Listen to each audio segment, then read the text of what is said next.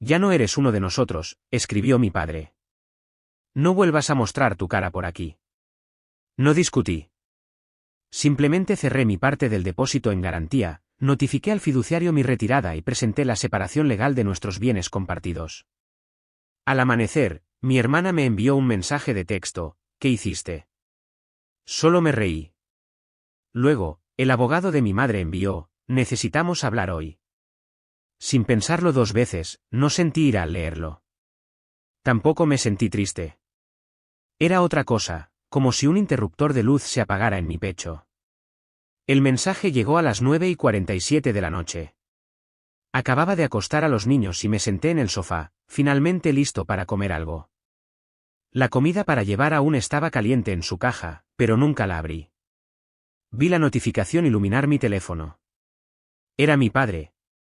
Ya no eres uno de nosotros. Eso fue todo. No, hola, no. Necesitamos hablar.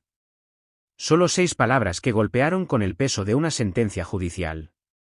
Lo miré fijamente, esperando que siguiera algo más. Tal vez una explicación, tal vez incluso una broma, por enfermiza que hubiera sido. Nada. Lo había enviado, leído en el momento en que fue entregado y luego se había desconectado. Dejé el teléfono, me levanté y simplemente caminé por la casa un rato. Sin destino. Simplemente no podía sentarme. No tenía nudos en el estómago. No me dolía el pecho. Era más como un clic, algo asentándose en su lugar después de años de traqueteo en el enchufe equivocado. 2 días antes de eso, Jessica me había llamado para preguntarme si podía ayudar con su próximo pago de matrícula. Estaba en su 2º año de un programa de MBA en Columbia y ya había gastado todo el fondo familiar. No dije que no. Solo le dije que se estaba poniendo difícil para mí en este momento. Mi negocio se estaba expandiendo, la nómina se había duplicado y tuve que financiar un gran retraso en el envío que casi hundió nuestro flujo de efectivo para el trimestre. Ni siquiera entré en detalles. Solo dije que estaba apretado. Ella no hizo preguntas. No ofreció encontrar otra solución. Ella solo dijo: está bien, y colgó. Eso fue el martes. El jueves por la noche, mi padre me dijo que ya no era parte de la familia. El viernes por la mañana, encontré la carta. Se deslizó por la ranura del correo como un menú de pizza, impresa en papel blanco normal, sin sobre. No vuelvas a mostrar tu cara por aquí. Era más corta que el mensaje, incluso más fría. La tinta no se había secado por completo cuando la desenvolví, como si hubiera sido apresurada. La leí una vez, luego otra vez. Luego fui a la cocina, me serví café y comencé a revisar los números. Lo primero que hice fue cerrar mi parte del depósito en garantía. Todo lo que teníamos atado en acuerdos de desarrollo a largo plazo se había ido. Firmé mi parte, separé mi nombre de los archivos comerciales y envié la liberación formal al abogado del depósito en garantía. Lo siguiente fue el fideicomiso. A mi padre le encantaba presumir de que éramos una familia unida por la estructura. Siempre lo decía como una amenaza. Envié un correo electrónico al fiduciario, adjunté mi documentación de retiro y solicité la eliminación de todas las tenencias financieras colectivas, activos y derechos de toma de decisiones. A las 3 de la tarde, respondió: ¿estás seguro de que quieres hacer esto? No respondí. Simplemente envié el PDF notariado. Presenté la separación legal de cada entidad conjunta antes de la cena. Eso incluía la casa en Tahoe, la oficina del centro que usaban gratis y la empresa fantasma a través de la cual silenciosamente les permití canalizar sus errores. A las 5:08 de la mañana siguiente, Jessica me despertó con un mensaje. ¿Qué hiciste? Lo miré fijamente en la cama en la oscuridad y me reí. No porque fuera divertido, sino porque por primera vez en años, sentí que finalmente podía respirar sin pedir permiso. A las 8:17 de la mañana, un correo electrónico del abogado de mi madre aterrizó en mi bandeja de entrada. Necesitamos hablar hoy. Así que, fui en coche. Sin avisar, simplemente entré. Parecía que aún no había tomado su café. Su tono era suave, pero sus manos lo delataron, hojeando papeles demasiado rápido, mirando una pantalla que probablemente tenía una docena de alertas de bandera roja de su banco. Me preguntó si consideraría poner una suspensión en la separación. Dijo que las cosas se estaban moviendo demasiado rápido, que tal vez las emociones estaban altas. Le dije que no había nada emocional en esto. Mi participación terminó cuando dejaron claro que yo era solo un recurso, no una persona. Lo que no entendieron, lo que nunca siquiera pensaron fue que casi todo en lo que confiaban venía a través de mí, no solo dinero, estructura, acceso, el negocio de suministro de jardinería de mi padre, financiado por mi línea de crédito privada. Él nunca habría obtenido el préstamo con su propio nombre después de ese lío del IRS hace 10 años. La escuela de Jessica pagó a través de extensiones vinculadas a la garantía de mi negocio. Ella nunca supo que la organización sin fines de lucro de mi madre sobrevivió con depósitos automáticos mensuales que probablemente pensó que provenían de las tenencias familiares. No lo hicieron. Vinieron de mí en silencio, automáticamente. La primera vez que dije que era difícil, me excluyeron. Así que ahora los estoy excluyendo a ellos. Salí de la oficina del abogado sin estrecharle la mano. No me detuvo, solo dijo, por favor, no tome más decisiones hasta que volvamos a hablar. No le prometí nada porque las decisiones ya habían sido tomadas. Simplemente no sabían lo que esas decisiones les iban a costar aún. Para el lunes por la mañana, las grietas comenzaron a aparecer. Jessica fue la primera. Hizo explotar mi teléfono antes de las 8 de la mañana llamadas, mensajes, notas de voz. Un texto se destacó más que el resto. ¿Qué hiciste? Mi cuenta está congelada. Ni siquiera puedo transferir el alquiler. Arréglalo. Lo miré fijamente durante un minuto antes de dejar mi teléfono. No había nada que arreglar, ya no. Su apartamento en Manhattan no era barato. Lo sabía porque había CEO firmado el contrato de arrendamiento hace 2 años cuando decidió que vivir en el campus era demasiado deprimente. La transferencia mensual de mi cuenta personal siempre llegaba el día 25. No este mes. La regla de transferencia había sido eliminada junto con todos los demás pagos programados conectados a mí. A las 11:12 de la mañana, recibí una llamada de Greenspines Bank, división comercial de Wells Fargo. Una mujer llamada Melissa me preguntó si estaba confirmando el nuevo estado de la tarjeta de la empresa. Le dije que sí. Hizo una pausa y me preguntó si quería notificar a los otros titulares de la tarjeta. Le dije que no. Lo descubrirían pronto. Verás, Greenspine no era la compañía de mi padre de la manera que él pensaba que era. Él había sido el fundador, pero el préstamo comercial, mi firma, las cuentas de proveedores configuradas a través de mi red, el crédito corporativo, todo bajo mi paraguas de crédito. Cuando me echó, olvidó que el papeleo todavía decía lo contrario. A la 1 de la tarde, Jessica lo intentó de nuevo. El tono había cambiado. Ya no estaba gritando, solo escribiendo más rápido. Está bien, solo dime lo que necesito hacer. Necesito acceso de nuevo. Por favor. No respondí. Ella nunca me preguntó ni una sola vez en todos estos años cómo me las arreglaba para mantenerme al día. Nunca preguntó qué precio tenía. Cada vez que dudaba, ella lo hacía personal, decía que no me importaba su futuro. Cuando dije que no podía ayudar esta vez, no preguntaron qué estaba pasando. Simplemente me borraron. Ahora se estaban dando cuenta de que yo era el sistema del que dependían, no solo un enchufe en él. A las 3 de la tarde, el abogado de mi madre llamó de nuevo. No estaba compuesto esta vez.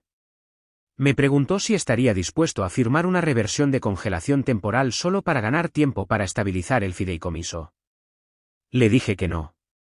Me preguntó qué se necesitaría para negociar. Le dije que era demasiado tarde. Mi teléfono vibró de nuevo a las 4:30 de la tarde. Un correo electrónico de una sola línea de mi padre. Arregla esto ahora. Sin saludo, sin explicación, solo eso. Se sentía como una extraña inversión de roles, como si él fuera el que estaba suplicando ahora, pero aún no sabía cómo.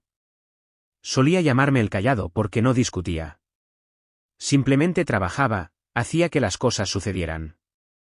Creo que pensó que ese silencio significaba lealtad, que siempre estaría cerca. Pero nunca fue lealtad.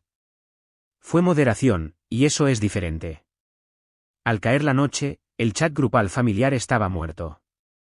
Ni siquiera mi madre publicó su foto habitual de la mesa de la cena al final del día. Ese silencio solía molestarme, me hacía sentir como si estuviera fuera de algo por lo que seguía pagando para ser parte. Pero esta vez, el silencio se sintió ganado. Ya no pertenecía a ese grupo, no porque me echaran, sino porque finalmente me había alejado. Y por primera vez, no me sentí culpable. Me sentí libre. Para el martes, ya no eran solo cuentas congeladas. Era colapso. Jessica finalmente llamó desde un número diferente. Contesté por pura curiosidad. Ni siquiera dijo hola. Congelaste la cuenta de caridad de mamá, dijo ella. La llamaron en medio de una reunión de la junta. Ni siquiera sabía que estaba a tu nombre.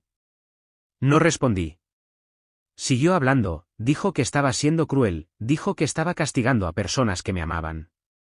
Esperé a que dijera una cosa honesta, solo una. Pero nunca llegó. La única razón por la que la organización sin fines de lucro de mi madre alguna vez pasó el cumplimiento fue porque les di el equipo de auditoría de mi empresa de forma gratuita. La razón por la que tenían un sitio web funcional, un flujo de donantes, incluso electricidad, financiación mensual disfrazada de apoyo familiar. Pensaron que el dinero provenía de un fideicomiso conjunto. No fue así. Vino de mi cuenta comercial cada primer lunes del mes. Eso también se detuvo. Al mediodía, mi madre finalmente llamó, no para preguntar si estaba bien, no para hablar sobre lo que sucedió, solo para decir, sé que estás molesto, pero estás destruyendo todo lo que hemos construido. Esa palabra nosotros golpeó diferente. Ella se refería a lo que yo construí, y creo que en algún lugar en el fondo de su mente, ella lo sabía. Simplemente no podía decirlo en voz alta. Una hora después, su abogado envió un correo electrónico de nuevo. Asunto: solicitud urgente para cesar toda acción. Me preguntó si consideraría una pausa temporal en cualquier cambio adicional, dijo que las cosas se estaban saliendo de control y que necesitaban tiempo para responder. No respondí porque no hubo pausa cuando me dijeron que no pertenecía. No hubo vacilación cuando enviaron ese mensaje, no hubo advertencia cuando escribieron esa carta. Me desconectaron sin hacer una sola pregunta. Así que ahora estaba haciendo lo mismo con precisión. Esa tarde, me puse en contacto con el contador, le dije que finalizara la reasignación de las propiedades compartidas. Todo bajo la empresa holding familiar fue dividido y mi parte fue cobrada. Se quedarían con la casa de Tahoe, pero perderían el piso de Denver. Se quedarían con el almacén, pero no con los derechos de arrendamiento. Mi padre no sabría que lo golpeó hasta que sus rutas de entrega comenzaran a ser rechazadas por falta de pago. A las 6 de la tarde, recibí una llamada de mi viejo amigo Marcus, que hace cumplimiento de contratos. Dijo que mi padre acababa de llamar, confundido y frenético, porque sus proveedores estaban rechazando nuevos pedidos. ¿Pasó algo?, preguntó Marcus. Dijo que los canales de pago estaban inactivos. Le dije que no estaban inactivos. Se habían ido. Para esa noche, estaba tranquilo de nuevo. Excepto que esta vez, sabía exactamente lo que estaban haciendo, sentados en sus casas separadas, en sus teléfonos separados, llamando a abogados, contadores, miembros de la junta, tratando de averiguar cómo sucedió esto tan rápido. Y la respuesta era simple. No sucedió rápido. Sucedió en el segundo en que me dijeron que ya no era uno de ellos. El miércoles por la mañana comenzó extraño. Me desperté con silencio. No hay nuevos correos electrónicos del abogado de mi madre, no hay mensajes de texto de Jessica, nada de mi padre. Por un segundo, pensé que tal vez finalmente se habían rendido. Tal vez el caos los había empujado a algún tipo de retirada aturdida. Luego, mi asistente me envió una notificación de marca de nuestra antigua cuenta de almacenamiento en la nube compartida. Se había intentado restablecer la contraseña de administrador a las 3:19 de la madrugada utilizando uno de mis antiguos correos electrónicos de respaldo, un correo electrónico al que solo 3 personas tuvieron acceso: yo, mi padre y el fiduciario. Revisé el registro de IP. Era la dirección de Jessica. Así que ahora estaban tratando de excavar su camino de regreso. La cosa era que ya había migrado todo a una nueva infraestructura, servidores limpios, permisos segmentados, pero aún no había eliminado el sistema anterior porque quedaba una cosa allí, una carpeta que había etiquetado como línea de congelación. Era una política de seguro silenciosa. Copias de contratos, registros financieros y memorandos internos que nadie pensó que tenía, cosas que habían hecho en mi nombre debajo de la mesa hace años, cosas que no se verían bien para el IRS o la Junta de Licencias. Probablemente pensaron que podrían entrar, eliminarlo, fingir que nada de eso existió jamás. En cambio, activaron el bloqueo automático. Jessica llamó 5 minutos después, con la voz aguda, exigiendo saber qué significaba línea de congelación. Dijo que no lo abrió, que solo vio el nombre, pero la conocía. No habría llamado a menos que viera algo que la hiciera entrar en pánico. Colgué sin responder. Al mediodía, recibí un mensaje de texto del fiduciario, el primer contacto desde el retiro inicial. Simplemente dijo que deberíamos hablar en persona. Acepté reunirme con él en su oficina del centro. Parecía agotado, dijo que la familia había convocado 3 reuniones de emergencia, cada una más caótica que la anterior. Aparentemente, mi padre estaba a punto de liquidar una parte de su negocio para cubrir la nómina. Mi madre había tenido 2 miembros de la junta renunciaron a su organización sin fines de lucro después de ver los fondos congelados. Jessica ya había intentado solicitar un préstamo privado y le había sido negado. Luego me miró y dijo algo que no esperaba. Ella trató de culparte por los problemas de auditoría de la caridad. Parpadeé. Él asintió. Dijo que usted controlaba los libros, que estaba ocultando cosas. Pero no lo estaba, ¿verdad? Le dije, no, no estaba ocultando nada. Simplemente terminé de limpiar sus líos. Luego me sorprendió de nuevo. Me entregó una pequeña unidad flash negra. Esto es del archivo de su abuelo. Lo dejó con el fideicomiso unos años antes de morir, dijo que era para el que se fuera primero. Creo que eres tú. No dije nada. Simplemente lo tomé. De vuelta en casa, lo conecté a mi máquina fuera de línea. Contenía una carpeta, una serie de cartas escaneadas, cartas personales, cartas de mi abuelo a mi padre, a mi madre y a mí. Lo había visto venir todo, el control, el derecho, el lento drenaje financiero. Y en la carta final dirigida a mí por mi nombre, escribió, si estás leyendo esto, ya has tomado la decisión difícil. No los dejes volver a entrar, ni una vez, ni siquiera una vez. Me senté allí durante mucho tiempo después de eso. El hombre había estado muerto durante casi 6 años, y todavía me entendía mejor que nadie en esa familia lo había hecho nunca. Así que seguí su consejo y, al caer la noche, hice un movimiento final. Transferí la propiedad del único activo familiar restante que todavía estaba parcialmente a mi nombre, la casa de vacaciones en Carmel, a una empresa holding privada, una que yo controlaba. Mis padres lo usaban cada primavera. Cambié las cerraduras, envié la confirmación de la transferencia de la escritura directamente a sus bandejas de entrada. A las 8:07 de la tarde, mi madre llamó por primera vez en toda la semana. Dejé que sonara. El jueves comenzó tranquilo, casi demasiado tranquilo. No hay correos electrónicos, no hay mensajes de texto, no hay nuevos mensajes de voz, solo quietud, como si colectivamente hubieran decidido contener la respiración. Luego, alrededor de las 10:30 de la mañana, sonó el timbre. No esperaba a nadie, pero ya sabía quién era antes de verificar. Mi madre estaba parada afuera con una caja de panadería en sus manos. Sin abrigo, sin bolso, solo la caja y esa sonrisa practicada familiar que usaba cada vez que quería algo pero no quería pedirlo directamente. No abrí la puerta. Simplemente observé desde detrás de la cortina mientras ella permanecía allí parada durante casi 5 minutos sin tocar.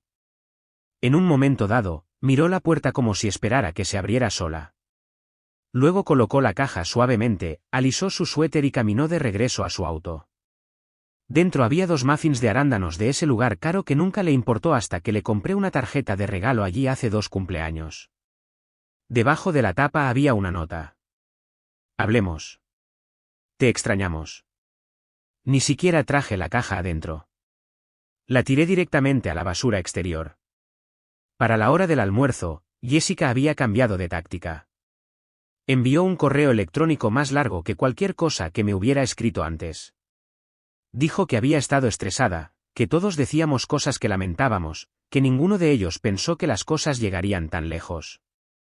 Mencionó recuerdos familiares, cosas que hicimos cuando éramos niños, como extrañaba tenerme cerca.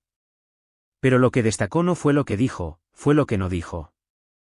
No mencionó ese primer mensaje de papá, no hubo disculpas, solo una suave reescritura de los hechos, como si todos hubiéramos sido arrastrados por un malentendido, y de alguna manera yo también tenía la culpa. A las 2:50 de la tarde. Apareció una notificación del sistema de bloqueo inteligente de Carmel Properties. Alguien había intentado desbloquear la puerta con un código caducado. Los últimos 4 dígitos eran el cumpleaños de mi padre. Estaban probando, viendo si todavía tenían acceso. No lo tenían. A las 4 de la tarde, mi padre finalmente rompió su silencio, no con un correo electrónico o una llamada, sino con un mensaje de voz de la vieja escuela de un número que no reconocí. Hijo, comenzó, y luego nada durante unos segundos. Podía escuchar un eco débil como si estuviera caminando alrededor de una habitación. No queríamos que esto saliera así. Tu madre y yo, estábamos enojados. Pensamos que nos estabas dando la espalda, pero esto no es lo que queríamos. El mensaje terminó antes de que dijera algo significativo. No lo eliminé. Simplemente lo guardé como evidencia. Esa noche, me senté en la cocina repasando los documentos de reestructuración. Mi esposa estaba sentada frente a mí alimentando silenciosamente a nuestro hijo menor. Después de un rato, levantó la vista y me preguntó si estaba seguro, realmente seguro, de llevar a cabo la ronda final de bloqueos. Asentí. No era venganza. Era reconocimiento. No estaba destruyendo nada. Lo estaba revelando. Luego, a las 7:40 de la tarde, mi abogado llamó. Sonaba divertido, como si no creyera lo que estaba leyendo. Presentaron una reclamación sobre la casa de Caramel. Dijo, tu madre presentó una nota manuscrita de hace 5 años afirmando que dijiste que podían usarla cuando quisieran. Recordé esa nota. La había garabateado en una nota adhesiva durante el Día de Acción de Gracias un año. Fue más una broma. Estaban tratando de decir que eso significaba propiedad. Se están desesperando, agregó. Le dije que procediera con la moción contraria. Quería que todos los últimos intereses compartidos fueran disueltos, no pausados, no discutidos, disueltos. Lo gracioso, pensaron que esto se trataba de una casa o algunas cuentas bancarias congeladas. Pero el daño real ya estaba hecho, no a mí, a ellos. Porque cuanto más tiempo pasaba esto, más gente comenzaba a hacer preguntas. Esa noche, recibí un mensaje de Lisa, mi prima, la que siempre permanecía callada, siempre observaba desde la distancia. Ella escribió, Jessica lo está perdiendo. Tu madre está tratando de actuar como si nada estuviera pasando. Tu padre no ha salido de su oficina en todo el día. La gente está empezando a notar lo que está pasando. Le envié una línea. Querían que me fuera. Simplemente no esperaban que me llevara todo conmigo. Porque eso es lo que pasó. Me echaron como si fuera una carga. Olvidaron que yo era la razón por la que toda la máquina seguía funcionando. Ahora la máquina se estaba averiando y estaban comenzando a darse cuenta de que no había forma de recuperarla. Terminó de la manera en que estas cosas siempre terminan, demasiado tarde, demasiado tranquilo. El timbre sonó a las 6:34 de la tarde de un domingo. Abrí sin verificar la cámara porque ya lo sabía. Mi padre estaba parado allí sosteniendo una gran tina de plástico llena de álbumes de fotos antiguos. Se veía diferente, no más viejo, no frágil, simplemente desconocido, como alguien que había sido degradado en su propia historia y no había descubierto cómo reescribirla todavía. No dijo mi nombre. Simplemente asintió hacia la tina. Tu madre quería que tuvieras estos. No dije nada. Él esperó. El aire entre nosotros se sintió extraño, tenso, pero no de una manera peligrosa, como si estuviera parado en la fila equivocada y lo supiera, pero no quería moverse. Di un paso atrás y lo dejé colocar la tina. No lo invité a entrar. Él no preguntó. Antes de darse la vuelta para irse, dijo una cosa más. No esperamos nada, solo pensamos que tal vez quieras verlos de nuevo. Luego se fue. Dentro de la tina había álbumes gruesos, páginas despegadas pegajosas con el tiempo. Viajes de la infancia a Yellowstone. Yo sosteniendo a Jessica en una piscina cuando tenía 3 años. Mi madre con gafas de sol de gran tamaño, riendo bajo el sol. Todo se sentía como un museo ahora, fotos de personas que una vez habían desempeñado bien los roles, pero que hacía mucho tiempo que habían dejado de creer en ellos. Durante los siguientes días, las llamadas disminuyeron.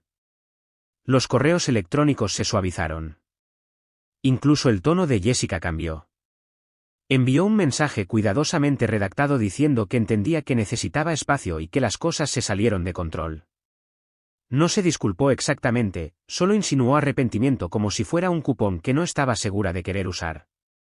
Pero no escribí de vuelta.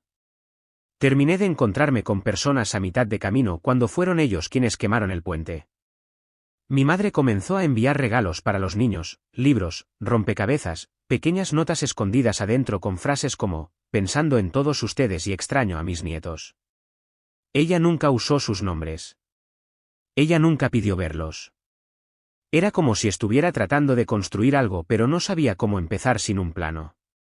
Mi prima Lisa me visitó una tarde, trajo café y se sentó en el porche conmigo. Ella dijo que el resto de la familia estaba zumbando.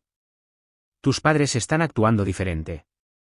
Tu madre no deja de hablar sobre el cumpleaños de tu hija el próximo mes. Está planeando como si todavía estuviera invitada. Ella no lo estaba. Le dije a Lisa la verdad que no me importaba si cambiaban. No me importaba si enviaban regalos o jugaban bien o fingían entender.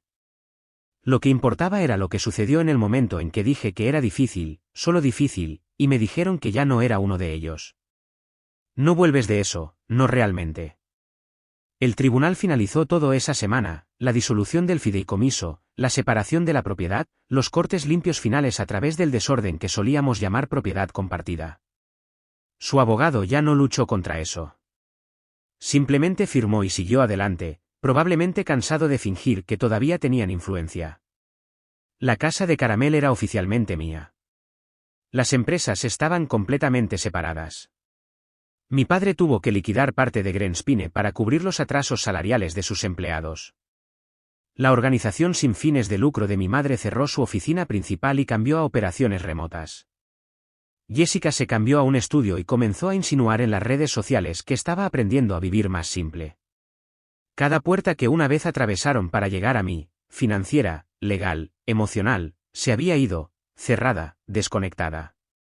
Comenzaron a aparecer de todos modos, visitas no invitadas, no a menudo, pero lo suficiente, dejando juguetes, dejando tarjetas hechas a mano, sonriendo demasiado. Una vez, mi madre se ofreció a cuidar a los niños mientras mi esposa y yo nos preparábamos para salir. Le dije que no. Ella sonrió y dijo, por supuesto, entiendo, como si no lo hiciera. Y lo peor, todos los demás comenzaron a volverse contra mí. Parientes lejanos llamaron y dijeron que debía ser más indulgente. Lo están intentando, Nathan.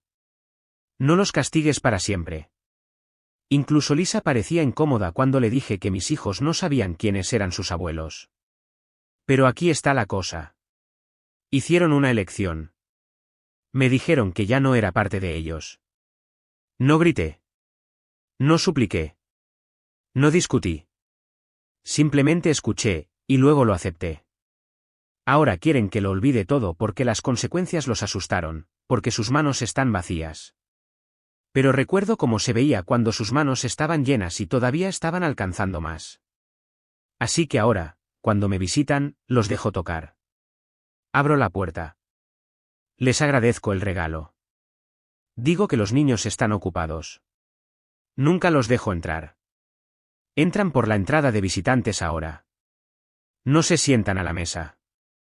No se quedan mucho tiempo. Se van con las mismas sonrisas que solían usar cuando me estaban mintiendo en la cara.